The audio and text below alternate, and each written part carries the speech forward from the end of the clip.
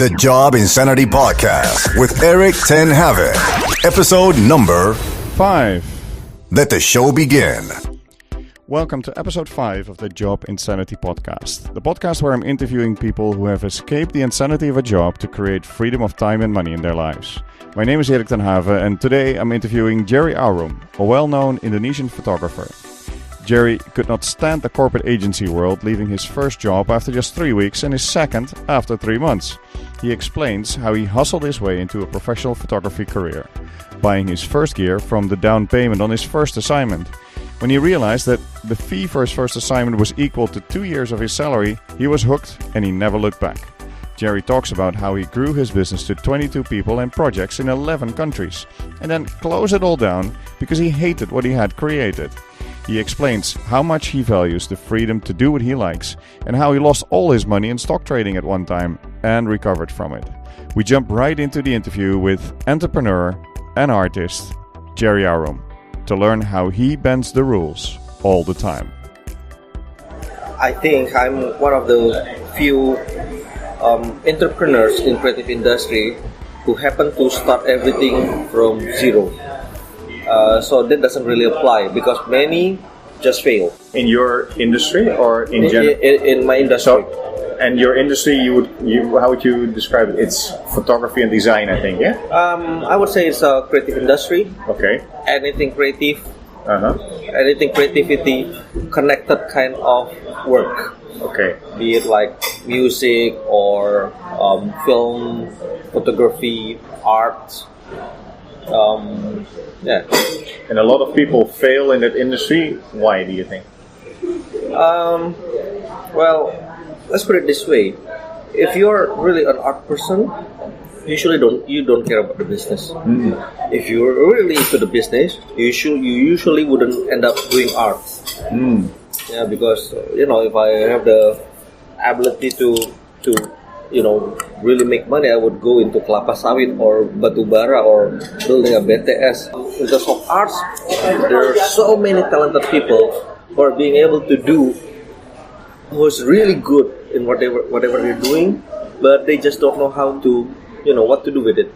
Like the founder of Twitter, when when he invented Twitter, he just didn't know what to do with it because the platform is just so nice, but the way to make money out of it was still a question at the time. Very different to Facebook. So, yeah, that's what happened. So what you're teaching in those seminars is okay. I'm in the Yes. arts business, in the creative business. I started it all from scratch. Yes. I usually just share my my life story.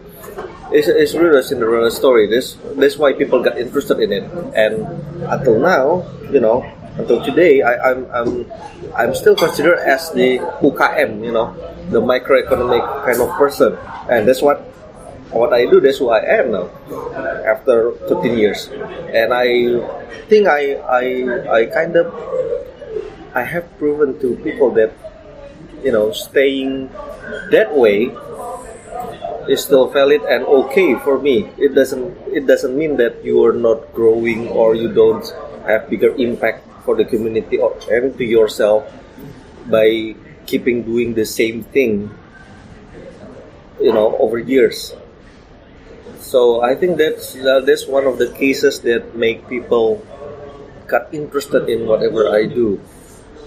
And because like so many successful entrepreneurs, young entrepreneurs, they usually start with big budget where they get from their parents. And that's just not applicable to another 99.9% of the young people. And as for creative industry, most of them are not. The cases are pretty much the same. Some of the successful young art entrepreneurs started quite well due to their parents' involvement. Say, bapaknya like really famous painter, then the son got a chance to exhibit it or sell it at Christie's or stuff like that, and got a good kick off. So in your case, none. Yeah. So that's why I think there are quite few people in Indonesia who really started from scratch and being able to expand it over years and being heard of it. Being known, yeah? Being known, yeah. Itu sedikit sekali. So that's a real problem, Erik. Some of my friends actually started off pretty well, but after 3-4 years, then they just got stuck and then converted into something else. Like, okay, coba punya agency for 3-4 years, doing pretty well, and then they got stuck. Biasa kan kalau udah mulai, you got that diminishing return kind of situation. Goes like that, right? Yes. Then they change it to ada yang buka bengkel, akhirnya ada yang florist, and then they start talking about following their own the real passion and stuff like that, but not in the creative industry. Walaupun passion mereka di kreatif mungkin. Iya, karena mungkin. That's where they started. Yes. In my case, I just keep doing whatever I like. Yeah. After 14 years. Yeah. Do you think it's bad? So later I want to hear a little bit of your story too. But do you think that it's bad to do that? So do you think that if they are these people that you're talking about, if they're real entrepreneurs, right, and they get stuck somewhere, do you think it's bad for them to go and start something else in another area, or do you think it's not their real passion? They're just trying to find more money in another area, or gimana? Let me think. Well, I would say many of the entrepreneurs, especially in the creative industry, are real whiners. They crack under pressure because we are art people, we don't like the hard work, we cannot deal with too much pressure, too much deadline and stuff like that. Many people are like that. Okay. The funny thing is, they're able to do it while they're still become karyawan. For instance, in an agency. Yes. They get shit from the yes, top, and they still do it. They just work keep on overtime. Going. Yes. But once they have their own company, the mentality just shifted. I don't know why. Why is that? Because that's strange, man. Yeah, I think it's probably because of the principle that comes with the entrepreneurship, that you have your own risk, you have your that you are being fully responsible of the output as being a karyawan. You just have to do your very best and are not really responsible for whatever outcome, because it will be your boss's piece of cake, right? Yeah. Jadi gitu-gitu. Some people just cannot deal with it. Terus juga, as an entrepreneur, you have to create your own pressure, or not? Definitely. Otherwise, you wouldn't have a kick-off, right? Yeah. You don't have this. Kalau misalnya pesawat tempur, kalau di kapal induk kan, they have to go really fast in such short track. So they need to get this panel lifted up, and catapult. Yes, catapult. And I think entrepreneurs should, try to do that, to have enough acceleration to take off in such short distance. Otherwise, lama kan. So for me, how did you do that? So when you started, how did you create that effect that you got up fast? Okay. First of all, the idea of creating goals in my career is uncomplicated. I only make like short distance kind of goals. How far? How long? 6 months. Okay. 1 year max. Okay, next year I would want to have people in Jakarta start noticing my commercial work, or something like that. Okay. So it's not like in 5 years I want to be like all the mega star photographer or something like that. It's just too scary. So I just set my goals like very easily, uncomplicated, and once I get there, I will see what happens next. Okay. So that makes the business model easy. Is that also the reason why you make these books? Are the books that you create target? Is it a goal? Is it you've done a few of these special, the one in the bedroom I spoke about with you, but you do more, right? You make these things regularly, right? Is that one of the things that would lead me to your first question. That's the constant challenge that I make for myself to improve my ability, my confidence, my new searching. Because while you're doing that, while you constantly challenge yourself over one thing, then you would discover another 10 things accidentally during the process. And that's the lovely thing about creative industry. Actually, there are so many surprises, so many uncertainty, which actually create so many new possibilities. So that's what I love. And by constantly challenging it, I discovered that the discovery is very important for my skill improvement and also self-existence, I would say. So I would then I can somehow appreciate myself more in doing what I do, and it's always nice to have like refreshed confidence, saying that hey, I still can do this. I'm still not out of this. I still got it. I don't have to go only do wedding. Yes, exactly. Because you know what, Erik, in my field, it is you don't really have the ground, right? Ya, karena kan yang namanya creativity, it may come, it may go. You don't really like have it under your skin. So itu sesuatu yang apalagi katanya creativity is more for the young people. The older you get, the more you just go with the wind, and this was something. But this is actually quite natural, I would say. So you're trying to fight that by challenging yourself. Yes. So that's why it's very important, and the best way to do it is just to create your own challenges, right? In my case, making a book, because it's a complete package. The first goal is something that I just described. The second one is you can actually expand your business by doing it, and the third part is the fact that it actually creates income. Selling the book. By selling the book, having sponsorship and stuff like that. Especially the ones you make, because they're really beautiful, right? The photos are really nice, and people they see the value too, right? Yes. Yeah. The book that I'm writing, somebody needs to be interested in my topic, but pictures. Yeah. It speaks a different language. But my very last book, sorry, what's the last book you made? It's actually a book with words. Words. Yes. It's called Hampir Photography.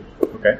204 pages, describing all aspects in photography that are seldom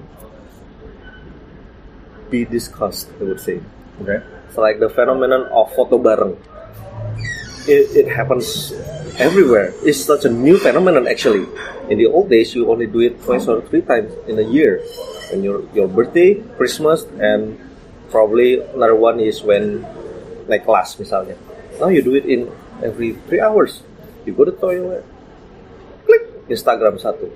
And then your friend King comes into the toilet, and then there are two of us bikin berdua. And even client now are very handy with Galaxy Note, with iPhone and everything. Just give them, they know what to do. I just find it very interesting, things like that.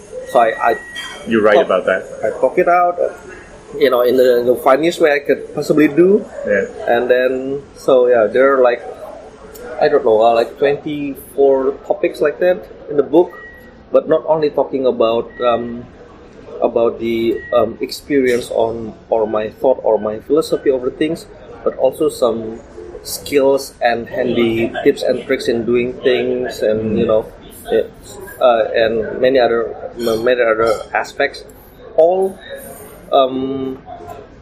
actually combined in interesting topics. Jadi topiknya itu juga dibagi-bagi. Some are more to the skill side, some are more on the funny side, some more on the tips and tricks, and some more on the big picture kind of point of view, like how to make an exhibition, how to really make an exhibition that really boom kicks. Yeah. Misalnya gitu. Atau ya kalau foto bareng tadi kan, or about what I think about hunting photo, or what I think about your equipment or your gear, because this is such a big issue for the new starters. Karena kan mereka rasa, oh, my camera is not good enough and stuff like that. So things like that. Nice. And I have the tendency to be quite sarcastic in the way I write, very dry. So and I always enjoy doing it that way. The writing is also nice. Yes. Yes. And for Indonesians, is actually seen as a boldness. Mulai banget. Yeah. So I can enjoy it. Cool. Can you tell me a little bit, because I distracted you, because I was asking the question on how did you, when you started, how did you create your launchpad? How did you create that momentum to get going quick? Okay. After graduated from my school, I actually applied to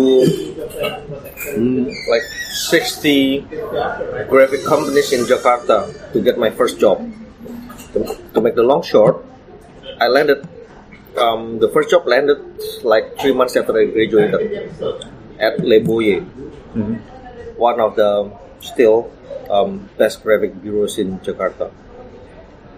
So I got the first job, and then I stayed there only for 3 weeks. Bloody hell! My ex-boss was so pissed.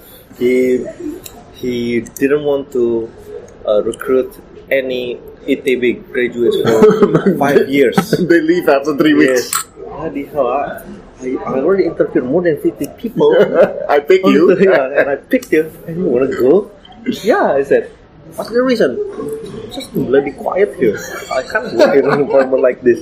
No shit, you're the one who have to make it, jadi rame dong.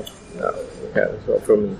So at that time, I moved to another company, which is like, it's called After Hours, which is like one of the competitors of Leboye, which I stayed for 3 months. Big improvement. Triple the time. Dan di situ cukup enak karena itu kan banyak yang seumur, beberapa cantik-cantik lagi. So I was pretty happy. But at that time I knew already that working and being a karyawan is not working for me. No, it's not for me. But at that time I thought, okay, let's stay for two years, like everybody says. Learn something, and then you have your own kickoff. All right, okay, big deal. At that time, I was like, okay, I want to have some side projects. So what I did was, I contacted my friends because I graduated cum laude before everybody else. So like most of my friends were still studying at my campus. So I contacted one of my best friends and said, who actually ran like a toko oleh-oleh. So when tourists go to ITB, they get So I said to them, hey, let's make a new calendar for 2000 and for year 2000. Let's make a new calendar, and I'll be the one. Yes. Okay. So I'll be the one who design, print it, produce it, and I will only titip jual to you guys. And the money we will just split it like 50-50, konsinyasi, or 60-40. I don't remember. Okay. Of course they're happy, right? Okay, deal. So I got back to my office and told my boss. There was a second office actually. Boss, I got this new calendar coming for the students of ITB. And for that I need to scan 12 pictures, 13 pictures including the cover. At that time, to scan proper picture, you need a drum scanner, which costs you like 3 billion rupiah or something like that. The scanner is this big, literally.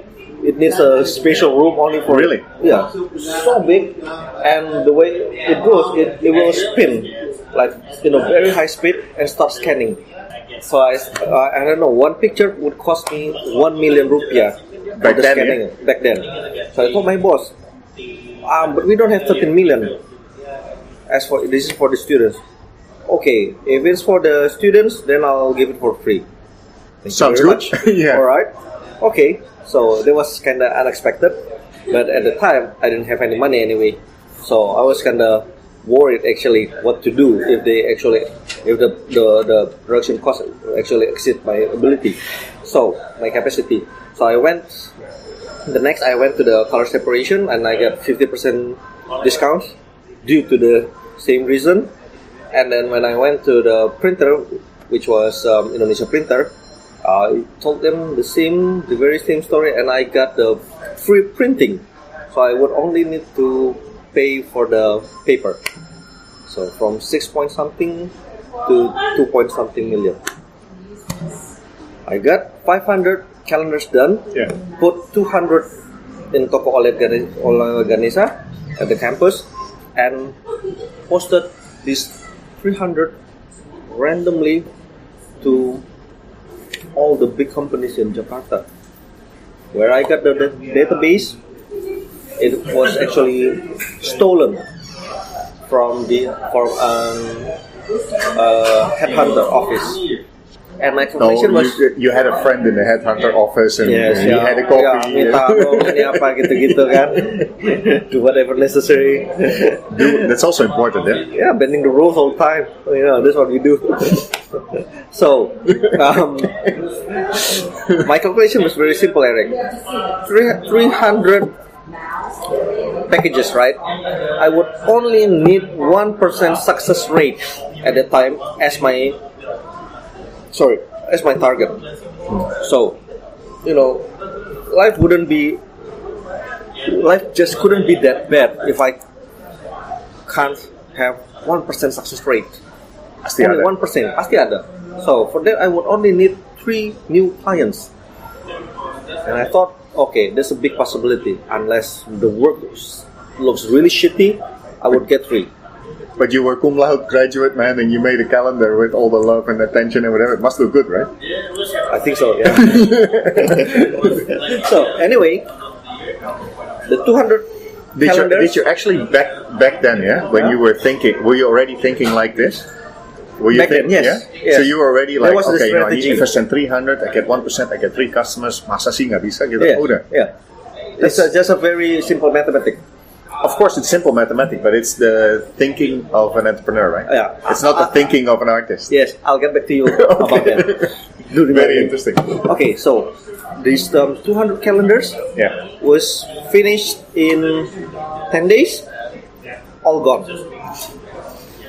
And these 300 were actually sent out in 4 or 5 days. Mm-hmm. And all the money for the postage and everything was actually taken from these 200 that was sold in ITB. So if you ask me what is the model to do my self-promotion, minus. I don't have to was free. Spend. It was even minus. Yeah, you made money. I made money, yeah.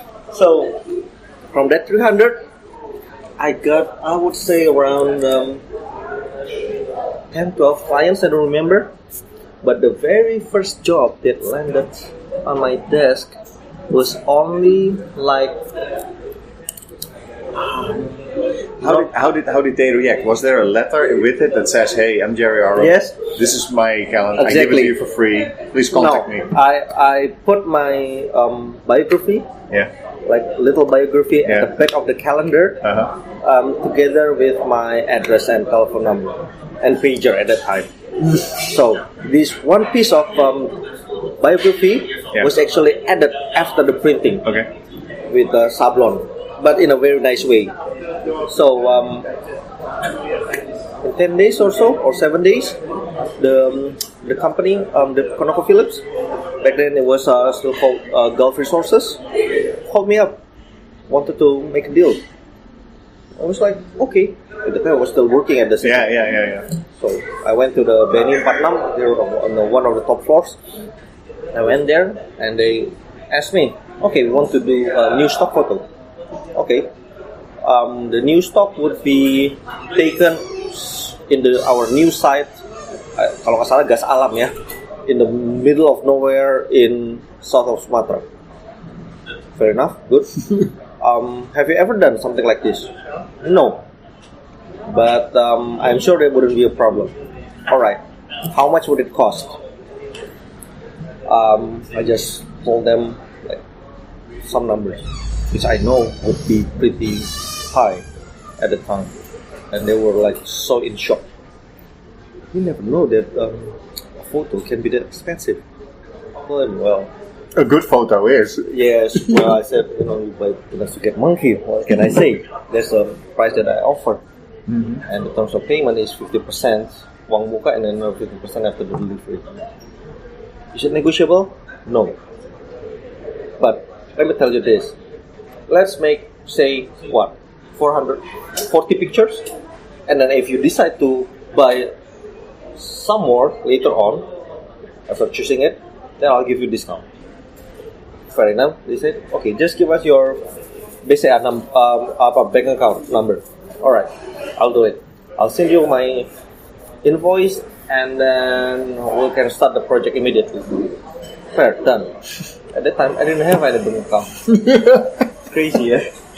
The bank account was actually still in Bandung, and there is no way I would give them any Bandung bank account. you would look unprofessional. Iya, udah kelihatan banget kan rookie gitu kan.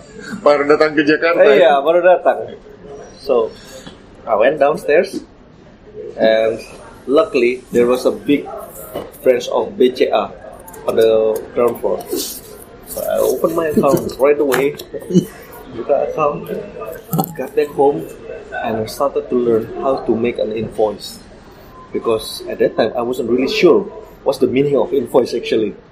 Is it like penawaran, tagihan, atau kwitansi? Which one? I heard about it, but I didn't really know. So at the time, the internet was there, but still it was quite a big issue dan segala macam. So cari, invoice begini kayak surat tagihan dan juga tape. Okay, so I made the invoice. Once, in like the day after or 2 days after that, then I got the approval and they sent me the uang muka. Only by then I seek for a proper professional camera. So while doing that, I didn't have a camera. What did you use in ITB then? Material from there, or? No, it was from my amateur. When I was still an amateur, I won. That's how I bought my cameras and all my gears actually. I started with a very simple camera, Nikon FM2, with a single lens. And menang. Then added up all the gears and everything while I was studying. Okay. But that 35mm camera at that time was not up for professional services because the film was too small to be enlarged for billboard and stuff like that. Yeah. So you got to work paling nggak on medium format at that time, and I didn't have it. I didn't even know how to use it. I don't even know, how it looks actually. So yeah, after I got it, and then I got like 1 week to prepare myself and go to the site. Okay. Udah, langsung kebakaran jenggot lah, cari sana sini kamera second untuk medium format yang mana. And then I got it. Dapat 1 second, Mamiya 645 with 3 premium lenses for 8 million rupiah. Orangnya datang ke rumah, coba, bagus. Dia yang coba. So I was just watching. Yeah. Coba, bagus. And then I thought, okay, kameranya bagus, I'll seal the deal. Only one thing, teach me how to use it. Teach me gini caranya pakainya, pasang filmnya gini. Alright, okay, gimana gini. Okay, principally speaking, it's all the same with the 35mm. It's just a different way to operate it. That's how I got my first job, and that first job was equal to my 2-year salary at that time, and the project was for 3 days. So at that time I was thinking like, okay, But you knew that, right? I mean, you back then you already knew that the top-notch photographers in this business were making the fees you were asking, right? Because you gave them a price where you knew that it was like that's what people make in this business. yes and no. It was quite a little bit of gamble. Okay. I kind of know, I kind of suspect, but I didn't have like a clear confirmation about the pricing. So you bluff, basically. Yeah, I just shoot in blank actually. So anyway, my thinking was very basic. I did it for 3 days, right? And after that, I can, even if I don't do anything for the next 2 years minus 3 days, I would still end up the same as if I work for 350 days a year for another 2 years. So that's a very easy calculation. Why shouldn't I be afraid doing it?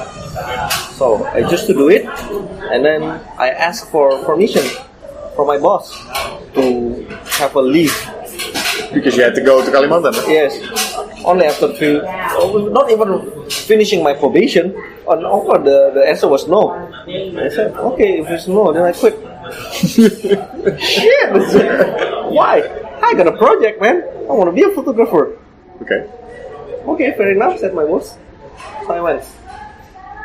So this is how I got my first project, and then the second one came in, and third one, fourth one. Did you always were you always very active in marketing? Did you always come up with ways to market yourself? Yeah. Yeah? I see it as part of the arts. If I do own the photography, then I think the creative industry would be very boring. So marketing it is also another art that I love to improve. Yeah. So do you, like now, 13 years later, you still need to do marketing? Yes, constantly. Yeah? It's in the blood. Oh yeah? Yeah. No, but if you would stop marketing, I figure you would still have plenty of business, or no? I think so. But I just cannot stand the idea of doing nothing while I'm having enough time to actually think and do something about it. Okay. It's like, if I sit here, then the amount of projects that would come to my desk would be like this number. But if I keep pushing it, it would be double fold. Right now, you started off as a one-man show. Yeah. At what point did you decide to grow this into a business? Because now you have staff, right? You have a business, right? You have people. How many people do you have? Well, that's another story. Okay. I started back in the year 2000. Yeah. With one person. Yeah. Me, myself. Yes. And then I started recruiting like a year after that, like the real full-time staff. And we grew up to 22 people at the office, back in my studio. 22 people with projects in 11 countries at that time. But then, I got a little problem. I didn't like what I do. Because at that time, what I had to do is running the business, taking care of my employees, and try to improve the existence of the company. I don't like it, Erik. What I love to do is taking pictures and making design. Period. So I kept doing what I did for years, and realizing that I become more and more dislike what I did. So in year 2006, I was like, hey man, the only reason why I have my own company, so then I can do whatever I want with the company. And this is not the path that I wanted to do. So I told to myself, okay, I'll keep doing it for another 2 years and see. If I still don't like it, then I wouldn't do it anymore. To make it short, in 2008, I said to everybody, man, I don't want to do it anymore. I don't want to run the company anymore. I want to shut it down. Sure. Of course. At that time, we were like there. Yeah. It was growing up very fast. We got all the big names under our wings. And then, one fine day, I emailed to all my clients. I said, hey guys, I don't want to do it anymore. I want to take a 1 year break. Everybody will be gone. Banget, ya. Yes, and we'll be back after a year and see what happened. But next year, and for the projects and the contracts that we're still doing, we'll finish it as soon as possible. But from now on, we wouldn't take any new projects. New business, yeah. This was 2008. 2008, ya? 2008. Dan saya bilang ke all the employees, guys, this is what happened. You can get pesangon, or you guys can also. I will help you to form your own company if you want. You know, I have all the experience and everything. I have all the maths and all the tips and tricks to start your own company. I'll do it if you want to, and blah blah blah. So 2 of them actually started their own companies, and the rest was pesangon. So that's what happened until the end of 2008 and the beginning of 2009. I started my 1-year holiday. That's when I finished in my room. So motel began in my room, and then I traveled. That's the first time. That's the first time I really noticed you. I told you, right? I mean, I went to Plaza 9 and I saw all these photos because your exhibition was there. I thought, shit, I gotta meet this guy. This is something. I thought the concept was brilliant. I thought it was, so unique. Thank you. And I need to. Very simple idea, actually, right? Very simple idea. It is. Yeah, but that's, in my opinion, simplicity is usually the art. Yes. Look at Apple. Simplicity is usually the. Okay. Anyway, go ahead. I love that. I love that. Thank you. So I. But you had time to finish that, then? I just did whatever I want. I actually traveled a lot at the time. I went to Mexico, to the Bahamas, to Singapore, to Australia, wherever I wanted. And then at the end of 2009, after launching in my room and everything, I said to myself, okay, now I'm ready to start over. At that time, honestly speaking, money was not the issue because I got enough tabungan, and then the establishment and everything was still there, I guess. Yeah. Your name is still there. Yes. You just published a book. So yes. You're back in the picture too. Back in the picture, and then in the early of 2010, I decided I wanted to be a real professional again, as in the beginning. Because what I want to do is still taking pictures and making design.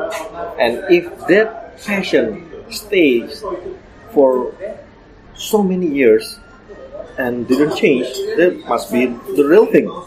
So, what to do? I said, well, I would just hire like one producer to take care of all the shit that I want to deal with, and another admin guy to take care of whatever necessary inside this very small business, and the rest freelancers. So we stayed that way until today. Really? Yeah. Wow. Yeah. And honestly speaking, the income financially is not any less than what I did back with 22 people. Amazing. Yeah. And okay, so there are 2 philosophies about the business, right? Yeah. One philosophy is you do what you do, and you basically are the one in control, and you decide what to do. The other one is you build a business where you can step away from it, right? Yeah. So you build something, a commercial entity that runs without you there, right? Yes. You've done both. No, not really, because in the first one you were still the key guy to go to, right? You're still taking the picture. Yeah. Is there? I'm a bit of the other philosophy, right? For a business, I see how can I create something where I can step away theoretically.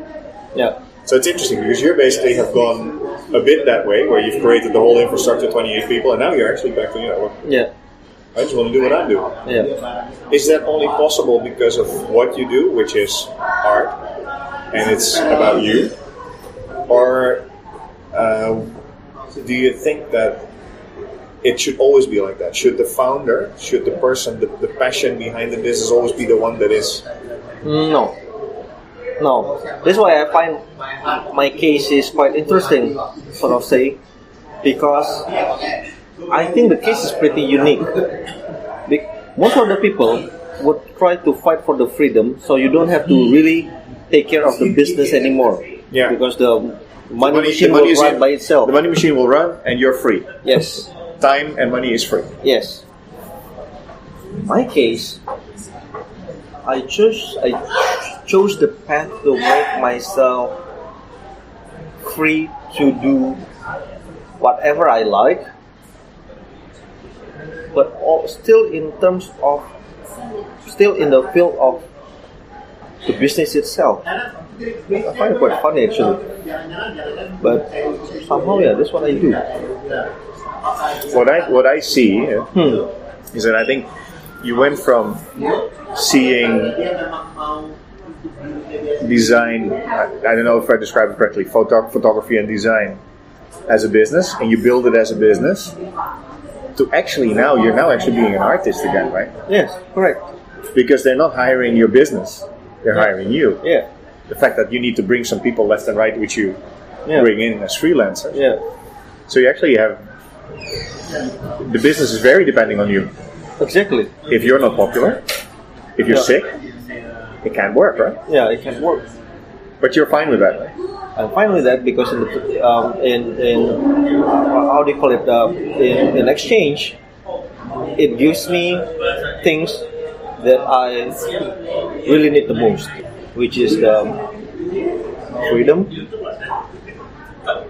Well, sort of saying the way I do my business. Because then, having very few people at the office means that I can take off at any time I want. Even like having an empty office for 3 months with no project is not a problem financially. And then it gives me such free time, and of course much less headache over things because you only deal with all the basic things. Did you find that difficult, all these people? With having many people at the office in a creative industry, it's hell. Yeah? Yes. What did you find the most difficult about it? Dealing with the staff, dealing with the people, because the ground is not very clear. You cannot really set up a system that will go on and on without your supervision because every case is quite unique. You cannot really create a template that would work, automatically. No. And not even, maybe a stupid example, but not even I think you brought up this example before, shooting photos for annual report. Yeah. I think you brought that one up once when we spoke, right? So that's actually standard, but I still enjoy doing it every once in a while, right? You told me that. Yeah. That couldn't that be something where there's a template? Okay, you got to get the 5 directors headshots, 5 directors full body, everybody together, everybody with this. No. Well, I can choose that path, but I just don't want to. You don't like it? Yeah, because doing ordinary things is not the reason why I'm doing what I do. Otherwise, it wouldn't be interesting at all. I would have to, you have to shoot me to doing it. So as you can see, there are lots of contradiction in the way I do my business. At the end of the day, I decided to choose what I just choose, and then stick to it and try to maximize and improve it in any way possible. Have you ever had partners in your business? No. I know it wouldn't work. Not for this business. But besides my own business, I started many businesses and failed. Like really? All the other entrepreneurs. Like what? I started a restaurant with another 4 friends of mine.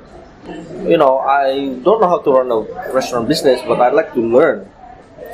But I wouldn't have enough time to run this business. So I would be the one who put most of the money, but staying very inactive, in terms of the daily work. So I was doing quite well for a year.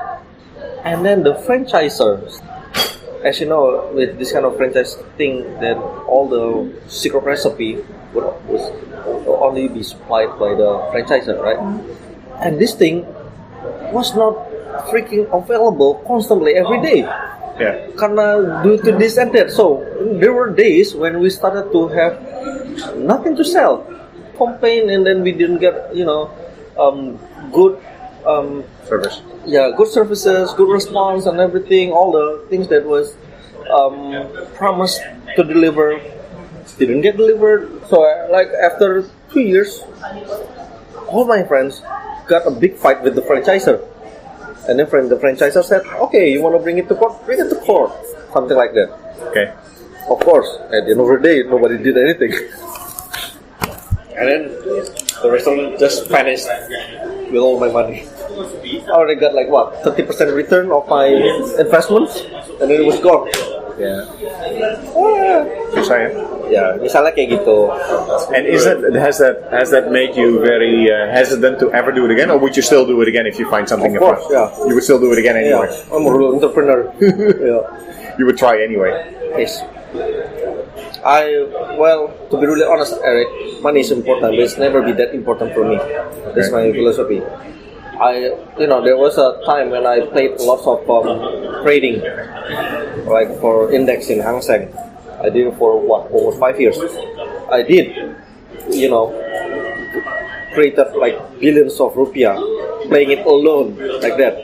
But at the end of the day, I lost equally as much. Yeah. Like almost overnight. So basically, there was a time when I lost almost all my money.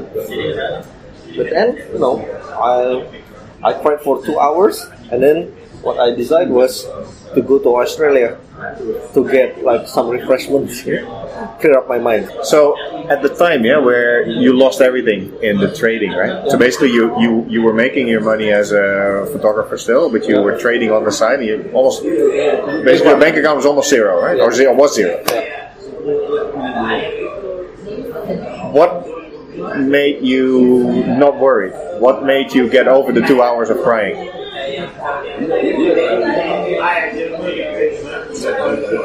First of all, it was my own mistake, so it was kind of easier for me to swallow because I cannot blame anyone else but myself. Okay. And I don't know, I know that I wouldn't have the heart to punch myself, or hurt myself, and and seeing it from the entrepreneurship point of view, there was not much to do. I cannot punish myself. I cannot do anything about it. The money was gone. I couldn't try to improve the situation, as I know that I wouldn't have any guts to borrow some money from other people and try to do it. Win it back, yeah. Yeah, karena pasti biasanya kan udah berantakan. Your mentality is not there anymore, right? So I was like, there's really not much to do. Okay. So at that point, I think I already gained what's so-called the calmness of an entrepreneur when you really hit the Bottom. Yeah.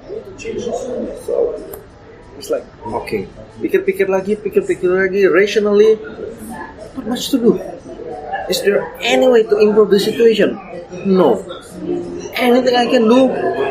No. Okay then. The case is closed. So I have to move on. But now,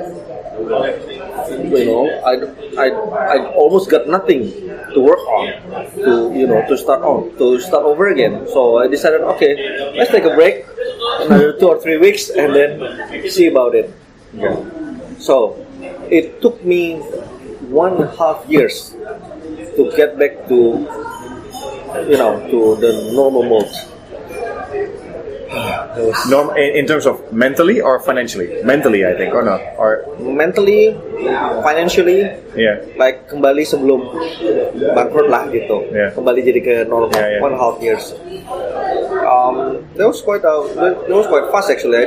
I wouldn't waktu itu nggak berani ngarepin gitu. I thought okay, probably another 2 years gitu, will be hard days, lalala. Tapi ternyata 1,5 tahun udah back to normal. So that was quite quick. Yeah.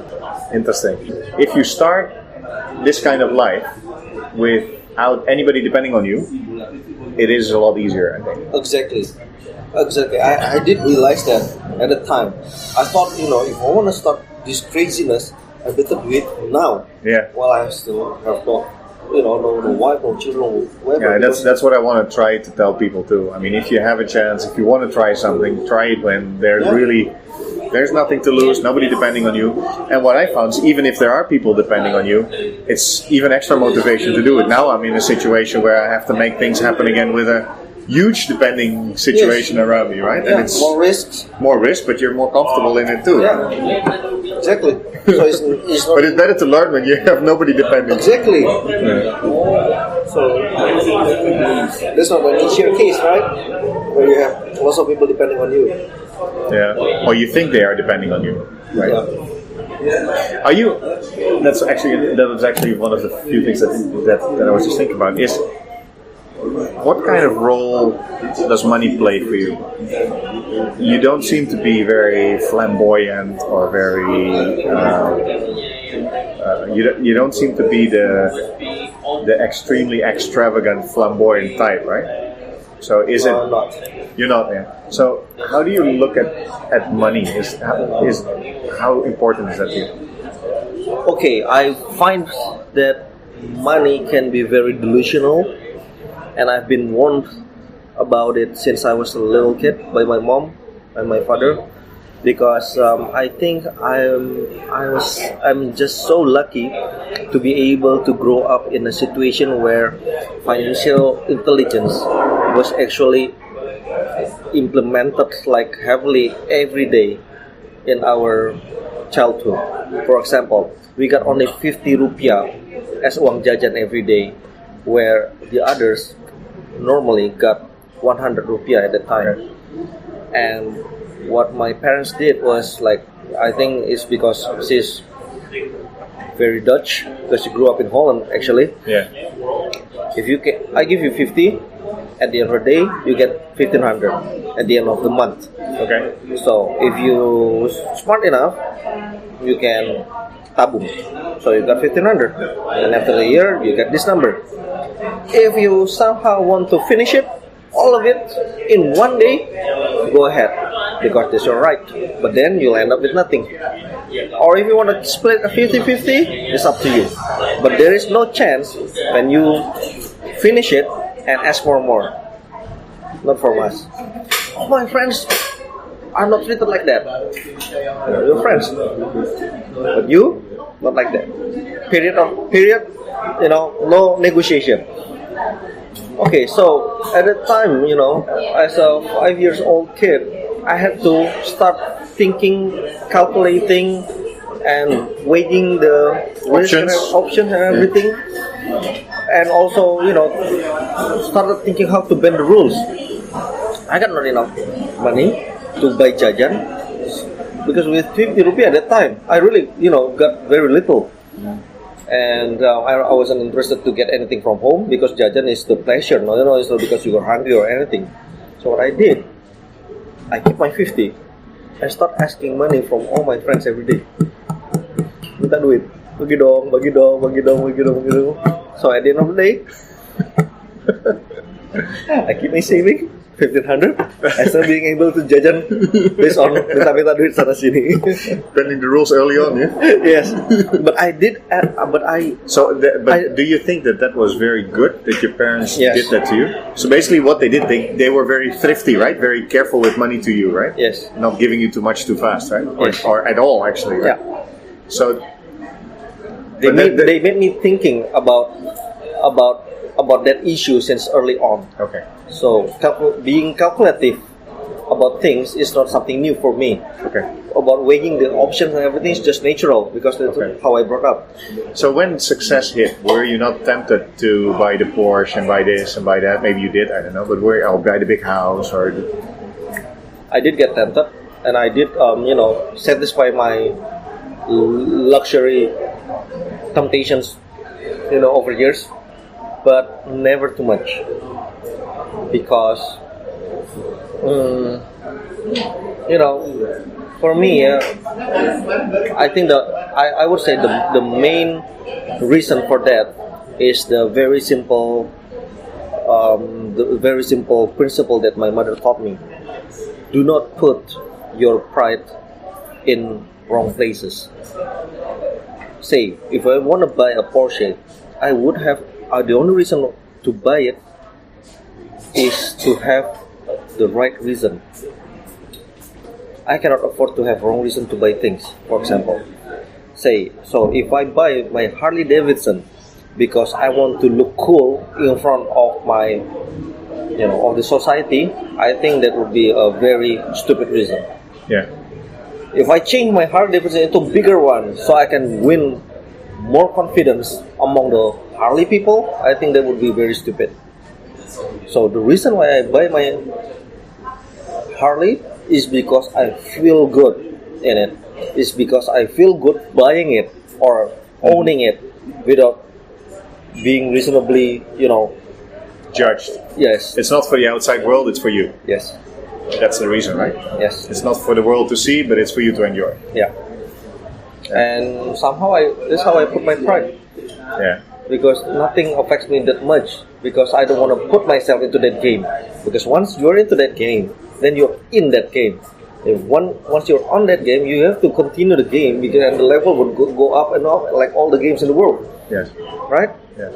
And once you put it there, I think it would be very hard to, chop it off and take yourself out of it and don't want to play with it anymore. I think you're lucky that you got your success and your wealth by really doing it by yourself.